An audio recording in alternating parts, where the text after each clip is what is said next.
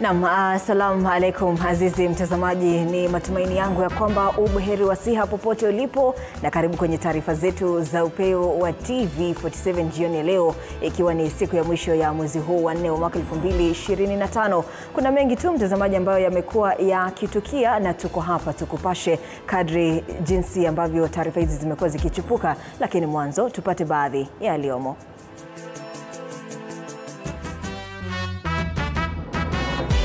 Yaliyomo kwenye upeo wa TV47.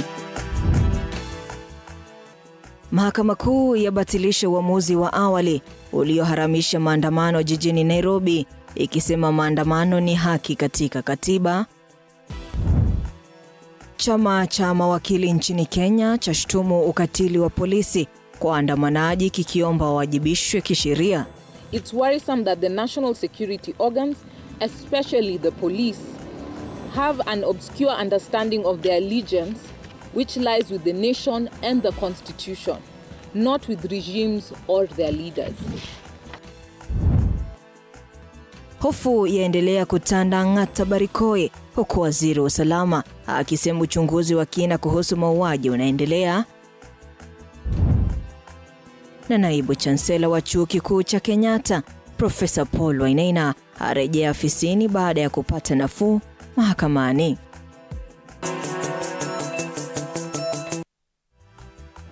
Ni miongoni tu mwa taarifa ambazo tumekuandalia pale pembeni. Nitakuwa na msaidizi wangu kwa lugha ishara, jina lake Roda Nyamai, na jina langu ni Ruga Ival. Unatupata mbashara kupitia mitandao yetu yote ya kijamii, TV47, YouTube, Facebook na pia X. Jina langu ni Ruga Ival. Hujambo na karibu. Hata hivyo tunaanza na taarifa ya tanzia, ambapo mzozo unaendelea kati ya mama na baba mzazi wa msichana mwenye umri wa miaka 13. Hii ni baada ya msichana kwa jina Peace Mwende siku 10 zilizopita Kajiado kuhusu mipango ya mazishi walivutania hili. Peace Mwende, mwanafunzi wa darasa la 7 katika shule ya msingi ya Olosirikon, alivamiwa na simba katika makao ya watumishi eneo la wanyama la kibinafsi, eneo la Tuala Emakoko, ambako alikuwa amemtembelea babake mzazi anayefanya kazi katika hifadhi ya kitaifa ya Nairobi. Chichi Josephine na mengi zaidi. Peace Mwende, ambaye ni mwanafunzi wa grade ya 7 katika shule ya msingi ya Olosirikon, alivamiwa na simba katika makazi ya watumishi wa hifadhi ya kibinafsi ya Tuala, eneo la Emakoko, ambako alikuwa amemtembelea babake mzazi. Mtoto aliniomba ruhusa, akaenda kusalimia mwenye alimzaa. Tulizaa naye, akakaa Friday, Saturday, Sunday ndio walitumana niletewe report. Hata hivyo, mipango ya mazishi yake yanayotarajiwa kufanyika Alhamisi bado hayajathibitishwa kufuatia mzozo kati ya mama na baba mzazi wa msichana wa miaka 13 waliotengana. Mimi napeleka mtoto kwetu kwa sababu huyu hatukukaa naye. Ni ile tukukutana na tukazaa. Na wakati nilipata mimba, huyo mwanamume alienda na akiendanga. Mamake Elizabeth Mawia, ambaye amehuzunika, anasema mpenzi wake wa zamani amekuwa akiingilia mipango ya mazishi katika kaunti ndogo ya Kitui Magharibi, ingawa hawajawahi kuoana wala kuishi pamoja. Nataka amani, wanipe amani nisike mtoto wangu, kwa sababu hakuna siku hata yeye nini tucheka naye hata siku moja. Hiyo miaka yote, miaka 13. Aliniacha nikiwa na mimba na akaenda. Sasa imetoka wapi anataka mtoto wakati amekufa? Anamshutumu mzee huyo kwa madai ya kumtishia maisha. Sina amani, mimi hata silali kutoka huyo mtoto ni akuve. Sijalala siku. Pande hizo mbili zinazozozana zilitwa na chifu wa Olosirikon, Jason Titapatat, ili kumaliza tofauti hizo mbele ya wanafamilia mapema wiki hii. Katika barua iliyoandikwa Aprili 28 mwaka 2025, chifu alimtambua mama huyo kwa familia ya karibu ya msichana huyo. Kama jana tulikuwa tupewe barua na chifu ndio tumalize hii mambo. Sasa pale tukaenda, tukangonja, tukikaa hapo mimi niliona group magari zimeingia. Hao watu siwanjui, wale nilijua ni yeye mama wa Safana. Hao wengine siwanjui. Chichi Josephine, TV47. Nacho chama cha mawakili nchini Kenya LSK kimelaumu mamlaka ya kutathmini utendakazi wa maafisa wa polisi kwa madai ya utepetevu na kufanya uchunguzi hafifu kufuatia ripoti iliyotolewa na afisi ya mkurugenzi wa mashtaka ya umma iliyoashiria kuwa IPOA imekamilisha uchunguzi wa visa 6 kati ya visa 60 vya mauaji yaliyofanywa na maafisa wa polisi katika maandamano New Year mwaka uliopita. Na kama anavyotaarifu mwanahabari wetu Samira Mohamed, chama hicho cha mawakili kimewasuta baadhi ya wabunge kwa matamshi yao kuhusiana na vifo vya waandamanaji mwaka jana. Kwa siku 2 mfululizo sasa, mamlaka ya kutathmini utendakazi wa polisi halmaarufu IPOA imegonga vichwa vya habari. IPOA has overstretched the grace and patience of the Kenyan public, and we hereby put the authority on notice that they run the risk of being liable for refusal to act in accordance with their mandate. Chama cha mawakili nchini sasa ikiunga mkono mashirika ya kutetea haki za kibinadamu kwa kuilaumu IPOA kwa madai ya utepetevu. This statistic is not only underwhelming, it is well near proof of dereliction of duty. In such times, laxity, complacency and lack of urgency are tantamount to complicity. Chama cha mawakili nchini kikinyoshea IPOA kidole kwa madai ya kuzembea kazini. Unfortunately, and for reasons not disclosed by the authority, nearly a year later, only 6 of the investigations have been completed and escalated to the Office of the Director of Public Prosecutions and/or the courts. Chama hicho cha mawakili sasa kikiitaka IPOA na idara ya polisi ya kitaifa kuwakamata na kuwafungulia mashtaka maafisa wa polisi walionaswa katika makala maalum ya BBC halmaarufu Blood Parliament wakiwaua waandamanaji. The national security organs, especially the police, have an obscure understanding of their allegiance which lies with the nation and the constitution, not with regimes or their leaders. Aidha, mawakili hawa wakiongozwa na rais wao Faith Odhiambo wanaitaka idara ya polisi kuchukua hatua kali dhidi ya maafisa wa polisi kufuatia mauaji ya waandamanaji 6 katika eneo la Ang'ata Barakoi mnamo Jumatatu. Just trying to cover up the problem, we call upon investigation of all those officers that were involved. Colleagues who are found culpable must be held accountable. IPOA should move in immediately, get statements, arrest those officers involved. The transfer does not give back life. We want justice for those victims, and justice requires that they be prosecuted as provided under the law. Odhiambo akiwaongoza mawakili hawa amewasuta baadhi ya wabunge wakiongozwa na mbunge wa Dagoretti Kusini John Kiarie kwa kupuuzilia mbali mauaji ya waandamanaji mwaka jana. Mawakili hawa wakiyataja matamshi ya wabunge hawa kama msumari wa moto katika kidonda. We are perturbed by the insensitive and thoughtless remarks that have been made by members of political class. Comments of the Member of Parliament for Mandera North, Mr. Bashir, while addressing Parliament, where he dismissed the killings of Kenyans and suggested that Kenyans and the world should move on. Samira Mohamed, Runinga ya TV 47.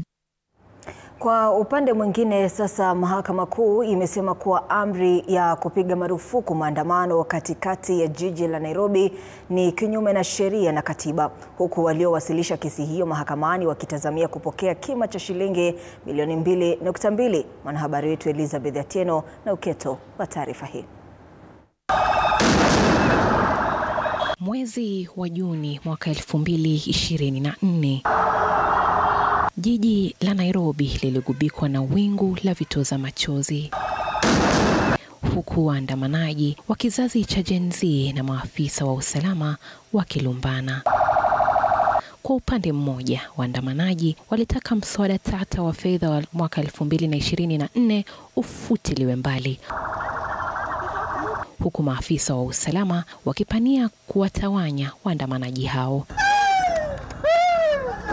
Na maji yalipozidi unga, aliyekuwa kamanda wa polisi kaunti ya Nairobi Adamson Bungei alitoa amri ya kupiga marufuku maandamano jijini Nairobi tarehe 18 mwezi Juni mwaka 2024.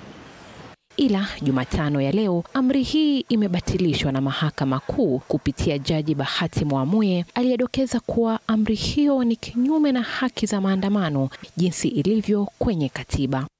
Waandamanaji 11 kupitia wakili wao Pareno Solonka ndio walioelekea mahakamani kuomba amri hiyo ibatilishwe, huku mwanasheria mkuu, jenerali wa polisi na Bungei wakiwa wahusika wakuu katika kesi hiyo. 11 hao sasa watapokea shilingi milioni 2.2 kwa jumla, kila mmoja akitarajiwa kupokea shilingi 100,000 kama fidia kwa ukiukaji wa haki zao za kikatiba. Jaji Mwamuye pia ametoa amri kuwa ni sharti polisi wawe katika sare zao rasmi na wasifiche nyuso zao wanapotekeleza wajibu wao wakati wa maandamano. Uamuzi huu uliafikiwa baada ya kesi kuwasilishwa na chama cha mawakili nchini LSK waliposhtaki polisi mmoja anayedaiwa kumpiga risasi marehemu Rex Masai. Mahakama Kuu pia imekashifu hatua ya maafisa wasio na sare rasmi dhidi ya kujichanganya na waandamanaji na kuwakamata. Elizabeth Atieno, TV47, Nairobi. Naam, asante sana Atieno. Na mbali na hayo, sasa mtazamaji, waziri wa elimu Julius Migos Ogamba ametoa wito kwa walimu wakuu wa shule zote za umma nchini kustahimili hali ilivyo shuleni kwa kipindi kifupi, kwani Wizara ya Fedha itatoa shilingi bilioni 21 karibuni kukidhi hitaji la majukumu shuleni. Ogamba alikuwa kwenye warsha ya siku 5 ya viongozi wa elimu kote nchini alielezea kwenye bajeti ya mwaka huu takribani shilingi bilioni 696 ambayo ni asilimia 30 ya bajeti ya taifa zimetengwa kufadhili elimu nchini.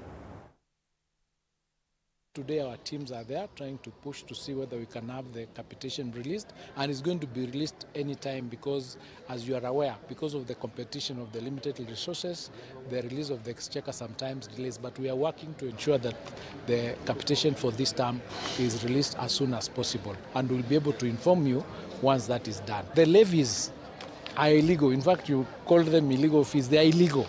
The ministry does not allow anybody to charge any levies that are not stipulated in our policies, and we are trying to ensure that our teams here, and part of the discussions we're having is that one, that ensure that in the areas of your inspection there are no institutions that are charging illegal levies, and if we find that that is being done, then we take administrative action against those particular officers. Yes, the education sector is taking the lion's share of the budget, and so it is imperative that the people who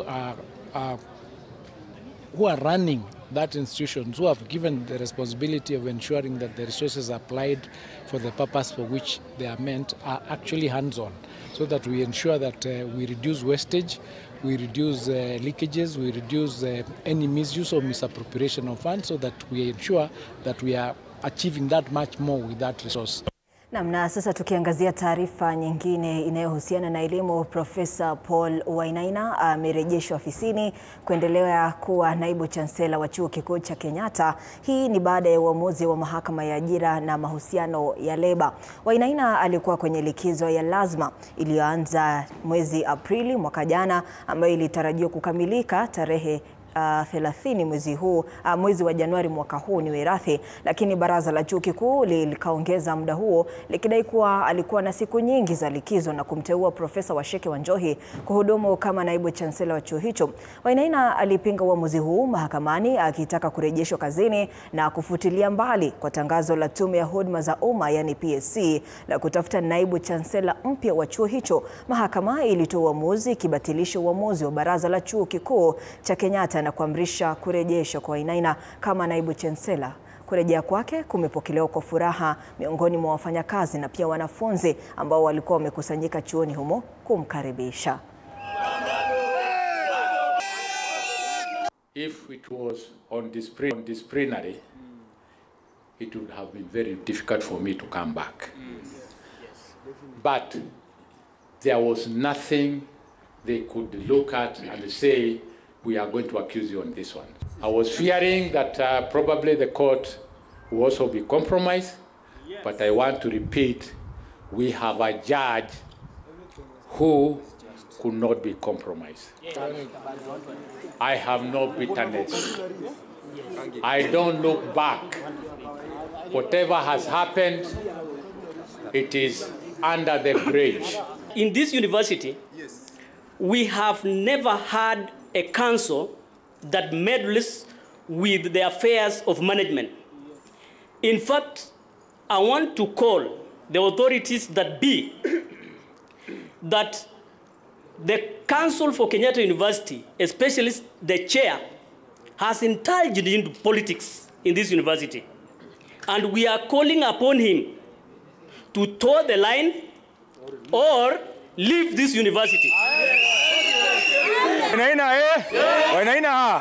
So we want to thank our courts for standing with justice and restating our VC for almost the third time right now, but we'll wish that our VC be allowed to finish his term in office peacefully and honorably.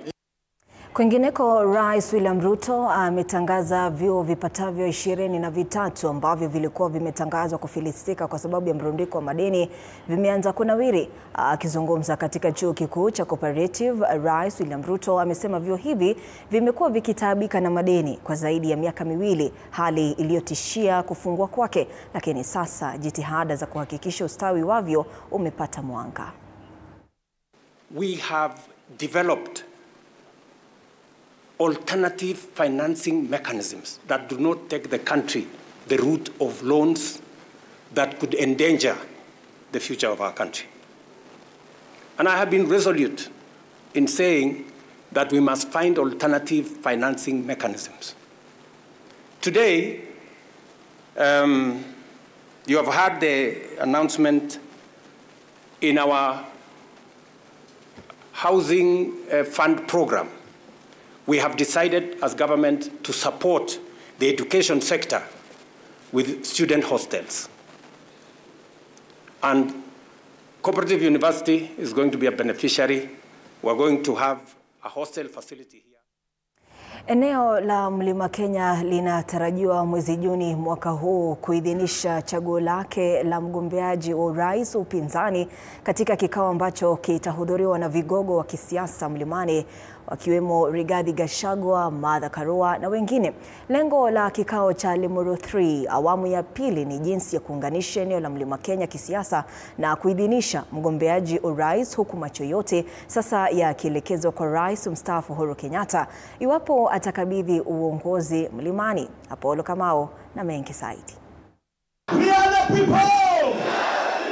Kando na matukio ya mwaka jana mwezi Mei, wakati siasa za migawanyiko kutokana na ubabe mlimani dhidi ya Rais mstaafu Uhuru Kenyatta na aliyekuwa naibu rais Rigathi Gachagua zilishamiri, viongozi wa kisiasa eneo la Mlima Kenya na wakazi wa eneo hilo kwa mara nyingine tena watakusanyika eneo la Limuru mwezi Juni mwaka huu kuimarisha umoja wa Mlima Kenya na kumuidhinisha mgombeaji urais wa upinzani, suala ambalo bado ni mtihani kwa umoja wa upinzani. People themselves must decide, and if we are able to decide as a region using such a forum like Limuru 3 Season 2, then I can tell you we are certain that William Ruto will be home as a one-term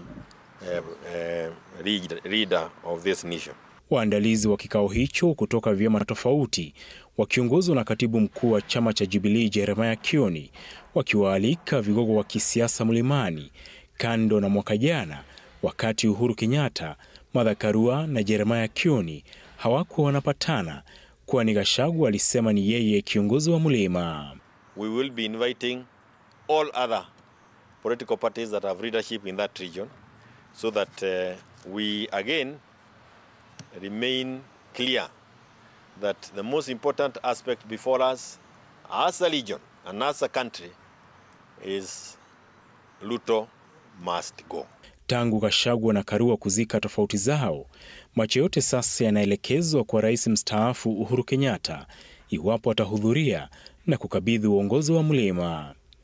Kikao cha mwaka 2022 kilikosa kuzaa matunda baada ya Rais mstaafu Uhuru Kenyatta kupoteza kura ya urais kupitia azimio na kuacha pengo la ni nani kiongozi wa mlima. Apol Kamau, TV47. Waziri wa usalama Kipchumba Murkomen ametoa onyo kali kwa wanasiasa akiwatahadharisha dhidi ya kuwadhalilisha maafisa wa polisi hadharani mbele ya kamera huku wakiwa na nia ya kushangiliwa na wafuasi wao. Murkomen amesema kuwa mwanasiasa yeyote atakayepatikana na hatia ya kitendo hicho atachukuliwa hatua kali za kisheria. Maafisa wa polisi walikumbwa na lawama kufuatia machafuko yaliyotokea katika eneo la Ang'ata Barikoi ambapo wakazi walidai maafisa wa polisi walifyatua risasi kwa nia ya kuua wakati wa vurugu zilizoshuhudiwa eneo hilo siku ya Jumatatu. Some political leaders who put them under threats. Mtu anakuja hata karibu anakuslap. Mumeona wengine wanakuja wanataka kupiga askari na hata akuji kwa siri, anakuja na cameras ndio supporters wake waone kwa siasa kwamba yeye ni ndume. Amenyang'anya hata polisi ile fimbo yake alikuwa nayo na anamwambia polisi to the face, niko na bunduki yenye iko hatari kuliko yako. I am sorry.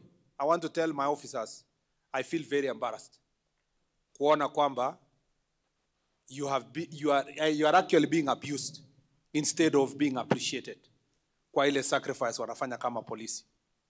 Na nataka niambie all our police officers, you have my unwavering support as your cabinet secretary. For the time I serve here, I will defend police officers. Do your job. Do your job. Police officers mmefunzwa how to use a gun and the circumstances under which you can use a gun. I know many police officers are law abiding.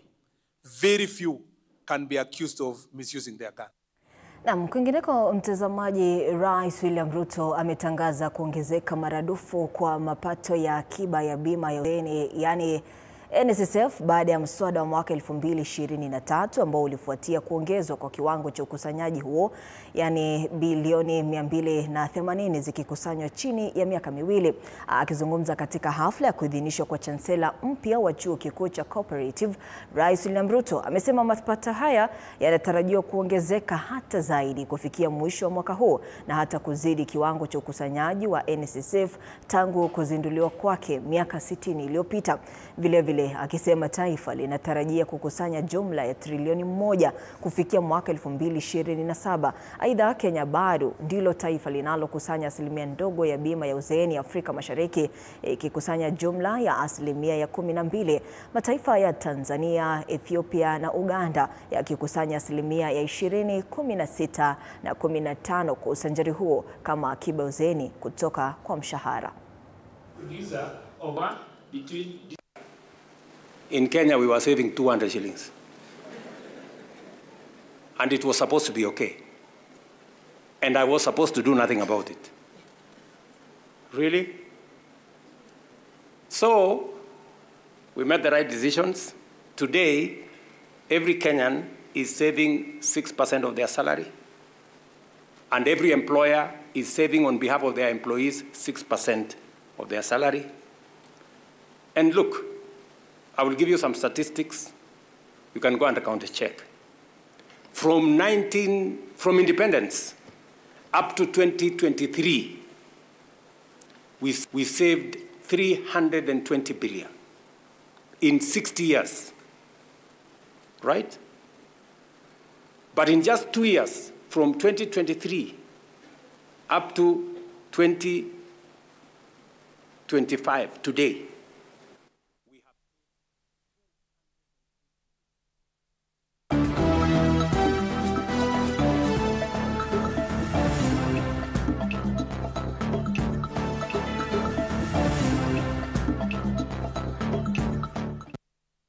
Na sasa kwenye taarifa za michezo, timu ya taifa ya soka ya vijana wasiozidi umri wa miaka 20 Rising Stars itapimana nguvu na Morocco kesho usiku jijini Cairo, Misri, katika kundi ba ya dimba la AFCON kwa chipukizi.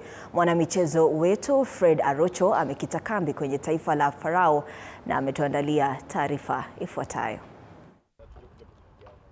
Kenya watakuwa nafungua udhia katika mechi yao ya kwanza kundi ba dhidi ya timu ya taifa ya Morocco. Huyu hapa ni kocha wa timu ya taifa ya Kenya, Anthony Ahulia.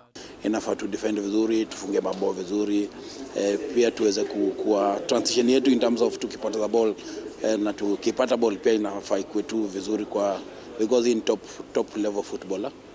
So far imekuwa fiti. Tumeona tunaweza funga mabao pia, tuko na watu wachezaji wanatupigia mabao.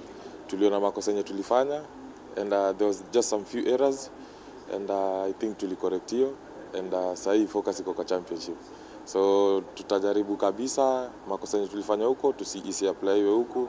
Na kwa upande huo mwingine, mkufunzi wa timu ya taifa ya Morocco, Mohamed Wagbi, aliwasifu sana wachezaji wa Kenya kwa kasi na uweledi kiwanjani. We analyze a lot of games about Kenya.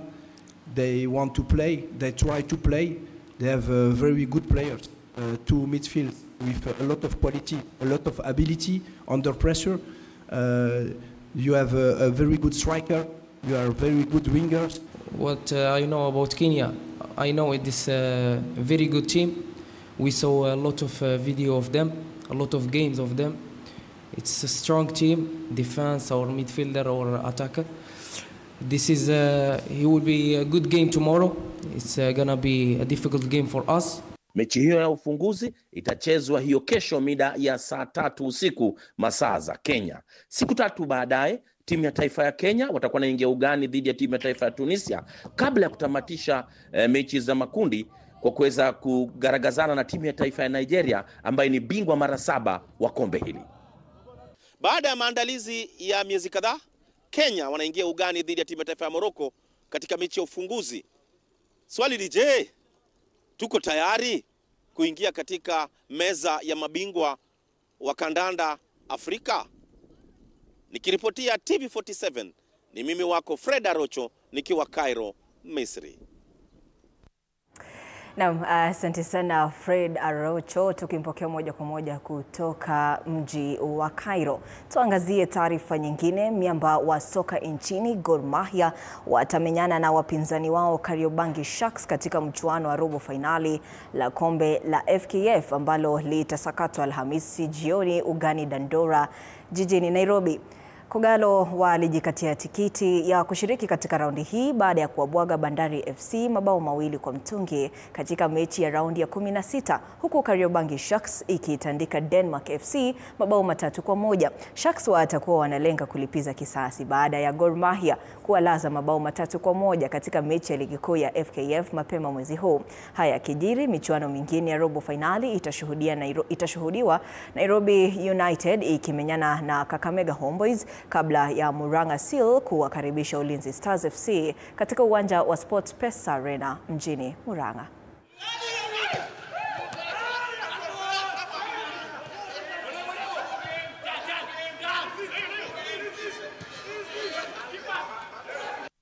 Na mtazamaji, na tutakuwa mwisho wa taarifa zetu za upeo wa TV47. Zangu ni